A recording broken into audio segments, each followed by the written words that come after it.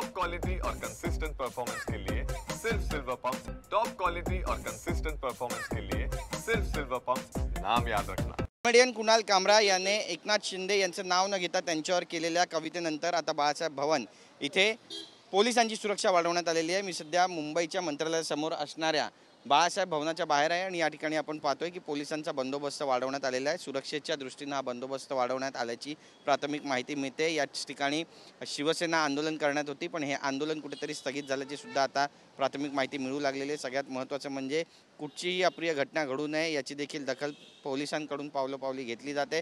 कार्यकर्ते आक्रमक होण्याची शक्यता सुद्धा व्यक्त केली जाते आणि त्याच अनुषंगाने पोलिसांचा बंदोबस्त बाळासाहेब भवनाच्या बाहेर तैनात झाल्याचं चित्र स्पष्टपणे दिसतंय। सगळ्यात महत्त्वाचं म्हणजे मुंबईच्या अंधेरी MIDC परिसरामध्ये मुरजी पटेल जे शिवसेनेचे आमदार आहेत त्यांनी याबाबत FIR दाखल केलेला आहे। तर दुसरीकडे आपण पाहतोय की बँड्रामध्ये खारमध्ये काल रात्री दी अनकॉन्टिनेंटल या हॉटेलमध्ये जी तोडफोड करण्यात आली, युबिटेट स्टुडिओची तोडफोड करण्यात आली, या प्रकरणी सुद्धा खार पोलीस ठाण्यामध्ये 11 जणांविरोधात गुन्हा दाखल करण्यात आलेला आहे।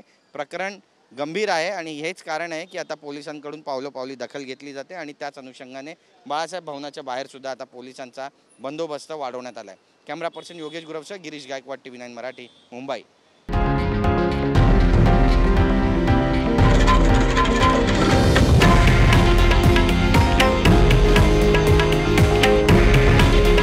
हे आहे देशातील नंबर 1 न्यूज नेटवर्क आणि आपण पाहत आहात TV9 मराठी।